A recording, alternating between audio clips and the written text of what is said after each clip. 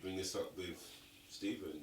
No, I couldn't. I couldn't do that. I couldn't do that. Never said anything to him about it. Never mentioned it to him. How's your relationship with your mother and him after that? Up until then, it was, it was still fine because it's almost like I had to deal with this myself. So it was like an internal thing for me. So to them, they carried on. My mother carried on like nothing. Whether she told Stephen I'd ask questions, I don't know, because it was never brought up. It's never talked about. No. Was this conversation never addressed or brought up again? No, not for many years now. When did it come up again? It came up again, maybe after they left England and went back to Dominica to live for good. Then on one of those occasions, my mum came back to the UK by herself, and by that time, I think I was feeling a lot braver. By that time I was probably in my. Was I living here? I think I can't remember if I was living here that time. So I'd have been in my late 30s, maybe early 40s. So in your late 30s, early 40s, did you start to pluck the conversation? To have this conversation with my mum. Yeah. Okay, go on. And I remember we was at Leslie's house, and I can't remember how the conversation came up. I just cannot remember how the conversation came up. And we said, she was talking about it, and then she said, oh, mum, you like, about my dad. And she said, oh yes, it was a yard boy. So I said, well, who is he? What happened? Oh yeah, it's like she sort of said how she worked. She worked in as a housekeeper in Antigua, and there was a guy there, but she didn't actually say whether they had a relationship or how it came about. And again, I felt I was intruding in her personal affairs if I asked her too many questions. Your personal affairs too, though. Yeah, yes, I know, but then it's like with her, So then she said, then there was a time she had a conversation. She said, oh yeah, it was someone she was having a relationship with. So I'm thinking, okay, so we've gone from a yard boy who seemed insignificant to someone who's having a relationship. I'd like to know a bit more about him. So then from there,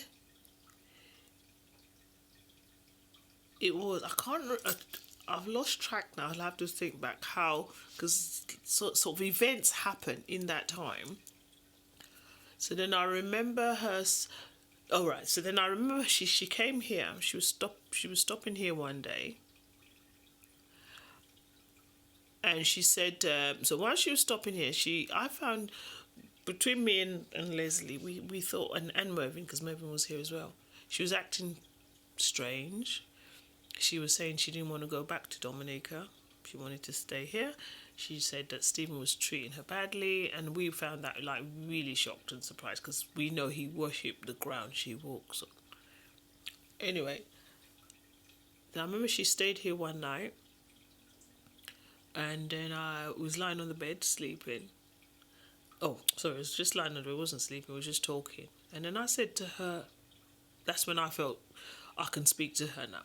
I feel like I'm a big woman now, so I can ask her question. So I said, Mom, okay, you've never really told me anything about my dad. So I'd like to know more about my dad, about me, who I am, where I come from. So she says to me, and I'll never forget this, oh, you want to know about your dad? You want to know how you come, what did she say, how you came to be here?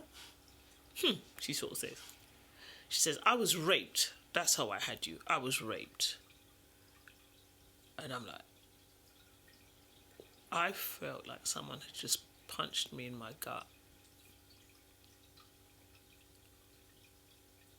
I think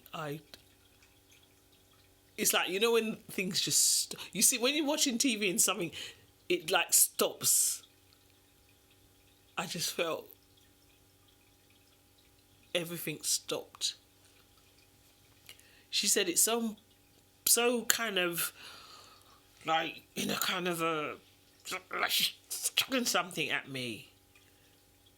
And I'm like, wow. And the way she said it, there was no thought for me, because it wasn't about me, it was about her. She's dropping this bombshell on me with no thought to how I feel or the effect of it on me at all.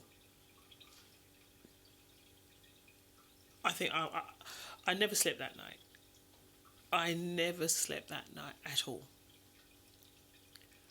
So I'm like, because from the time someone says they've been raped, to me, you got this vision in your mind, and you just think, oh my God. And then part of me felt sorry for her. Part of me felt, oh my gosh, you must hate me, because you must see me as a result of this rape. Then it's like, I went through a stage where I didn't really like myself. Because I thought, oh my gosh, this is how I've come to be here. I'm the result of this attack on my mother. And for the next, oh my God, I don't even know how long, my mind was just totally, I don't know if I was coming or going. But the funny thing is, that was the night. The morning we went to Mass, and coming from Mass, I was talking to her, and I said to her, Mum, I can't stop thinking about what you said to me last night.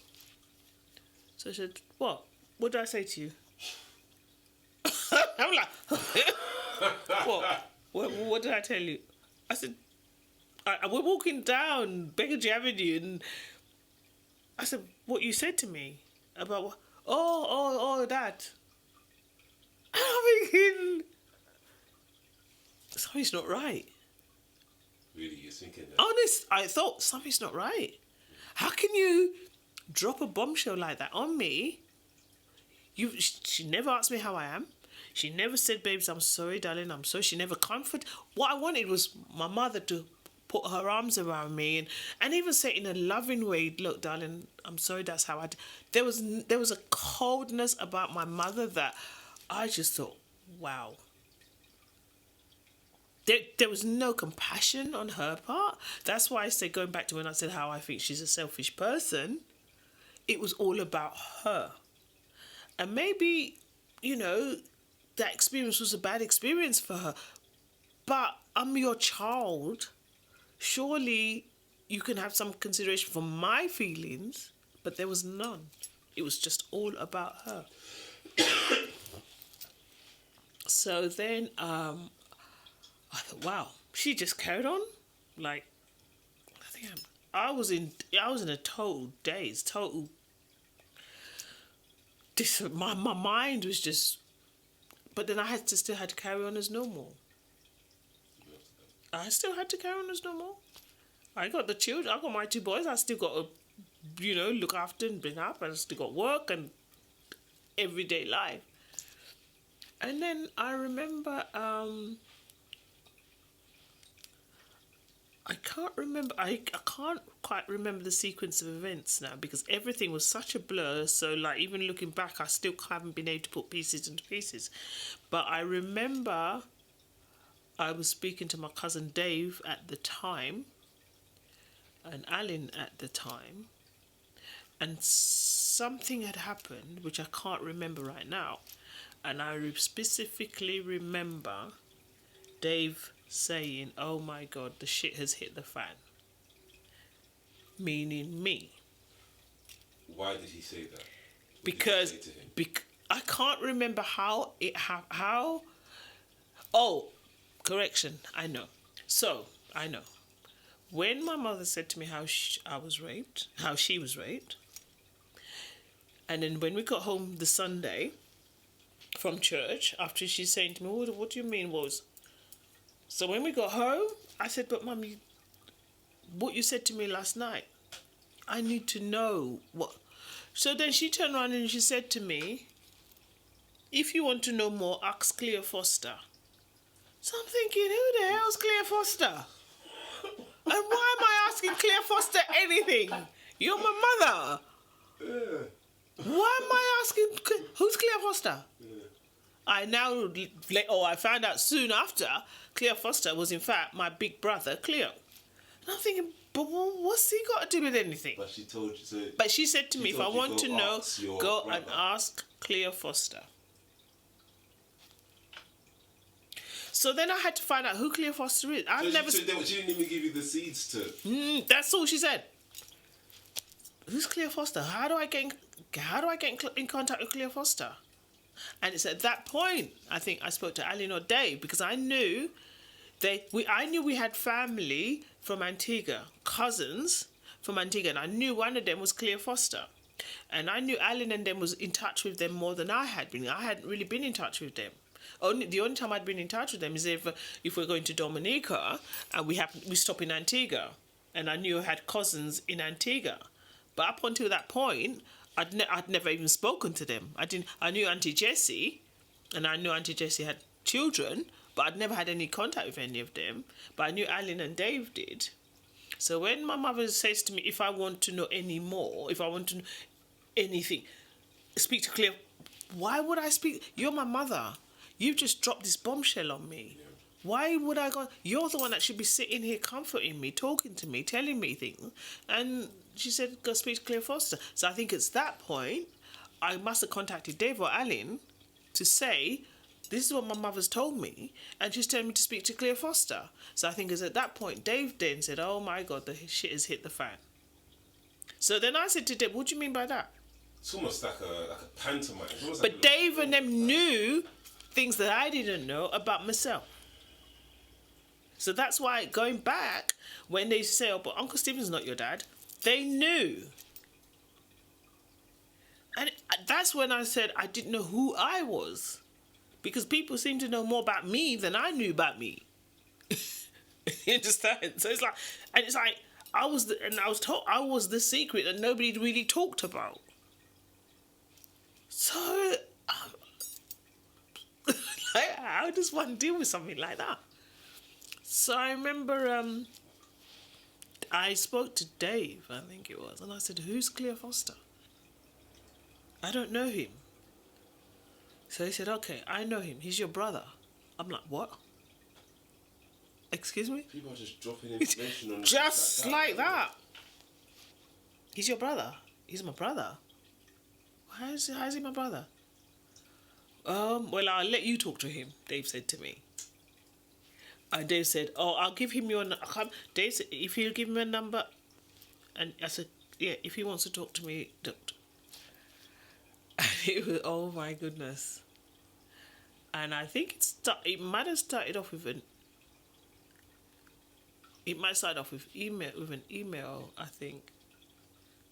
Or did he call? No, I think he rang me. Then I got a call from somebody named Cleo Foster. Said, yes, I'm your big brother. Oh my God.